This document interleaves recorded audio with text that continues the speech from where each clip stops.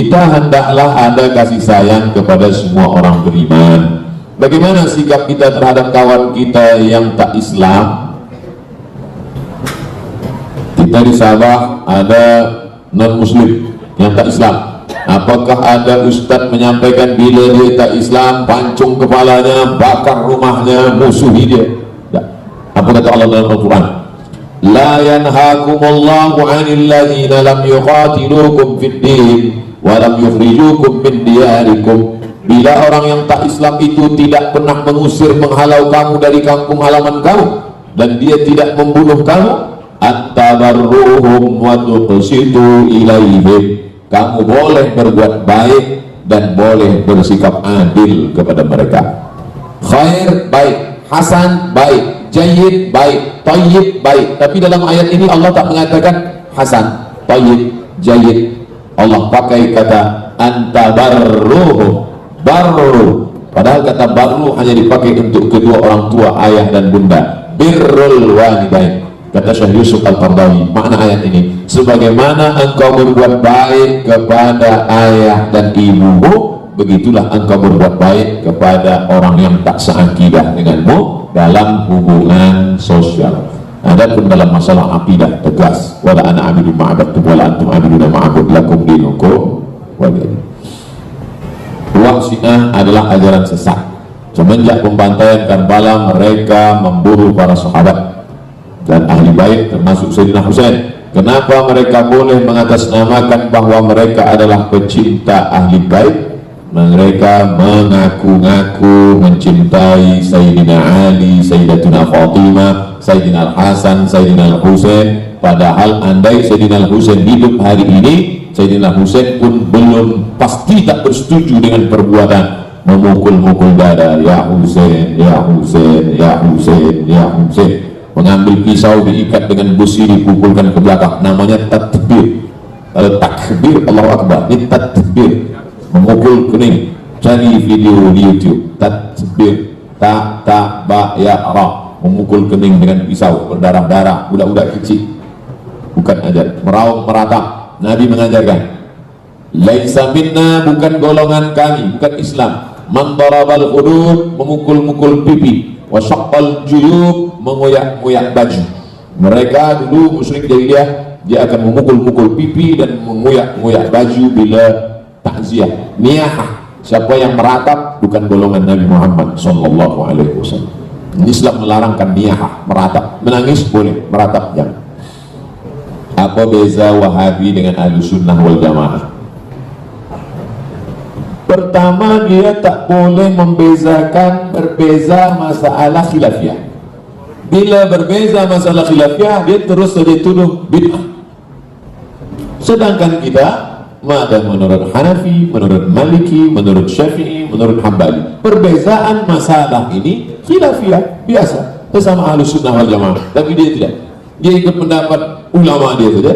Bila berbeza dengan dia, bid'ah. Kalau sudah bid'ah, dalalah. Kalau sudah dalalah, fitnah. Maulid Nabi, bid'ah. Isra Mi'raj, bid'ah. Saat merayakan satu Muharram, bid'ah. Berkirim Fatihah ke orang mati, bid'ah. Berkumpul baca Yasin, bid'ah. Tahlil, bid'ah. Nah, jadi yang masuk surga itu cuma dia, bini dia, murid dia. Lain itu masuk neraka semua. Sedangkan kita menjelaskan selama ada dalilnya, kita tak boleh bid'ahkan orang. Kerana manakala kita katakan, hei pelaku bid'ah, sama dengan mengatakan, hei dhalalah, hei neraka jahanam. Padahal ini masalah-masalah yang ulama tak sepakat.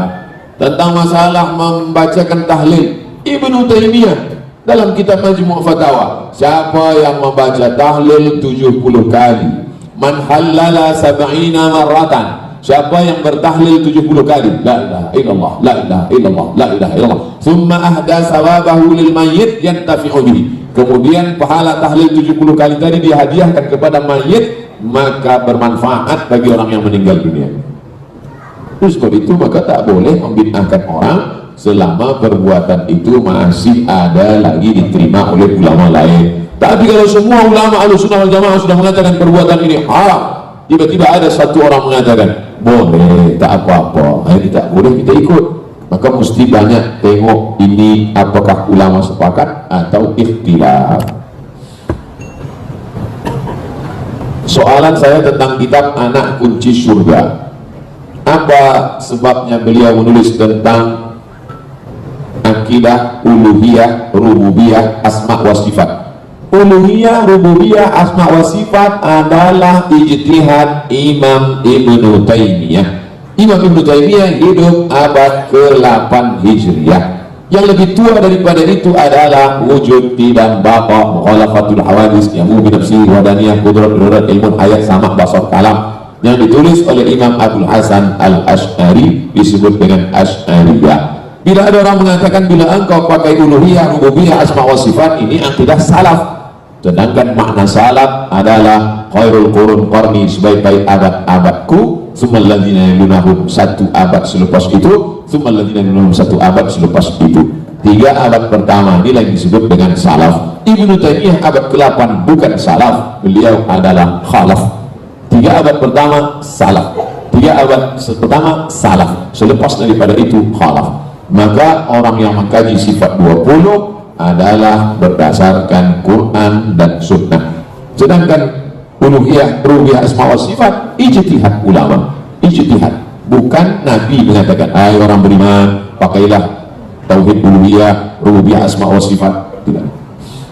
Bagaimana perubahan ulama tentang bagaimana perbahasan ulama tentang perbahasan akidah dalam kitab ini? Mohon penjelasan. Saya sampai hari ini memakai akidah Ash'ari. Kalau mengajar tauhid, wujud, tidak, baqa, mukhalafatul hawadis, yamu binafsihi, wadaniyah, qudrat, rodat, ilmun, ayat, sama, basar, kalam. Adapun ini ijtihad, ijtihad ulama. Maka saya memakai ijtihad yang dipakai oleh Imam Abdul Hasan Al-Ash'ari. Berkenaan kisah pezina yang memberikan minum air kepada anjing, ada yang mengatakan kisah tersebut kisah Israiliyat. Kisah Israiliyat yang tak boleh dipakai kalau maudhu palsu atau dhaif. Dhaif pun boleh dipakai kalau untuk motivasi amal. Sedangkan perempuan yang memberikan air minum kepada anjing, hadisnya sahih, maka hadis sahih boleh dipakai. Makna Israiliyat kisah yang diambil dari riwayat-riwayat orang Israel.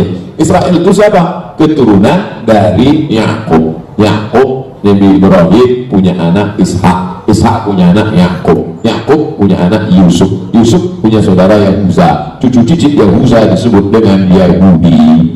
Ibrahim punya anak Ishak, Ishak punya anak Yakub, Yakub nama dia 2, satu Yakub, satu Israel. Cucu cicit keturunan Yakub disebut dengan Bani Israel.